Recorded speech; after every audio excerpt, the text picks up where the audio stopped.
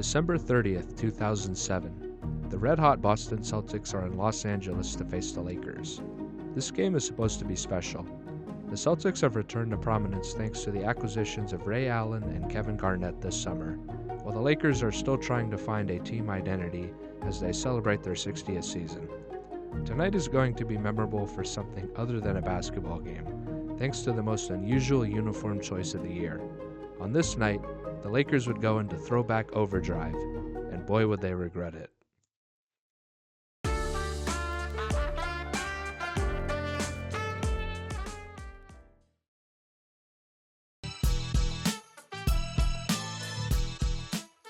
"2000s fashion was dominated by throwback jerseys, and David Stern was no stranger to seizing opportunities. Throwback nights became a common occurrence during this era, with teams adorning old-school uniforms for a fun, change-of-pace game during a long season. The concept was brilliant. The execution was questionable. Reactions mainly came down to the uniform itself selected for throwback nights. A uniform from a championship era was bound to be instantly loved by fans looking to go down memory lane. But a random uniform worn during a period of little significance was often questioned and even ridiculed by fans. The Lakers handled the throwback era well, bringing back classic looks from their Minneapolis days as well as their early years in Los Angeles. The uniforms were received with so much positivity that these throwback jerseys eventually became throwback jerseys themselves. Funny how that works.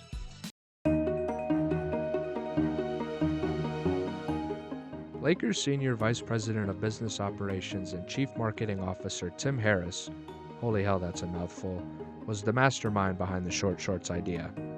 Harris thought up the concept a few months prior while determining which games the Lakers would wear their 1987 throwback jerseys, which were part of the league's Hardwood Classics program.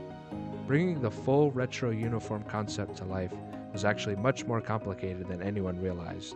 You see, then NBA uniform maker Adidas didn't have a pattern for the old school shorts that they could design and manufacture.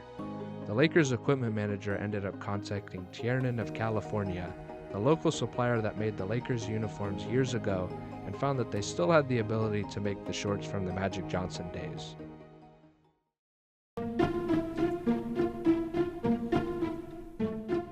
Reports state that the Lakers players okayed the look, with Lamar Odom admitting that the fans will get a kick out of seeing the long-legged Lakers.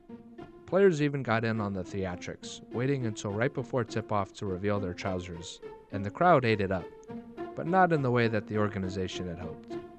The Lakers viewed the look as a fun way of paying homage to the great players of the 70s and 80s, specifically inviting Jerry West and Norm Nixon to be present for this game. The fans just didn't quite get on board, only seeing a bunch of modern athletes wearing shorts that were shorter than their compression underwear. The look was a flop, and so was the game for the Lakers. The Celtics jumped out to an 8-point lead in the first half thanks to the Lakers shooting an abysmal 31% from the field and 25% from three. And this is where the story truly becomes funny. Pairing an awful first half on offense with an embarrassing reaction from your home crowd because of your own uniform meant the Lakers players were pissed.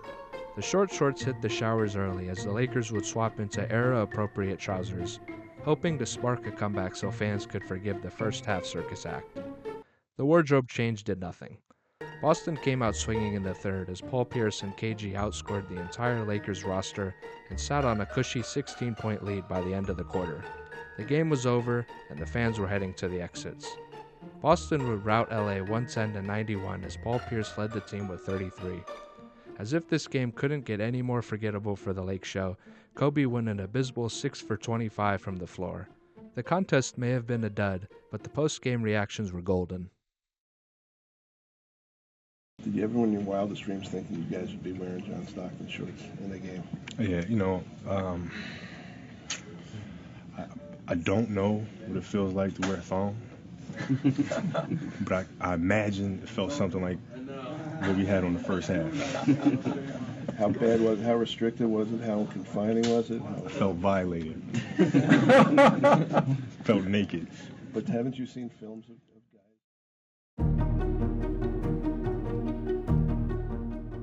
The Lakers most certainly deserve credit for going outside of their comfort zone. Most teams and athletes take themselves too seriously these days with the worry of being ridiculed online.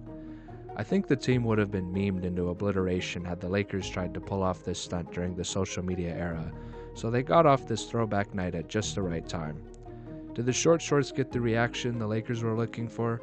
Probably not. Will the Lakers' short shorts gimmick ever make a return? I would have said absolutely not a few years ago, but the short shorts are sort of making a comeback, so you never know, I guess. Either way, the Lakers made a memorable moment out of what would have been an otherwise forgettable game, so we'll give a tip of the cap to one of the shortest one-and-done uniforms in NBA history.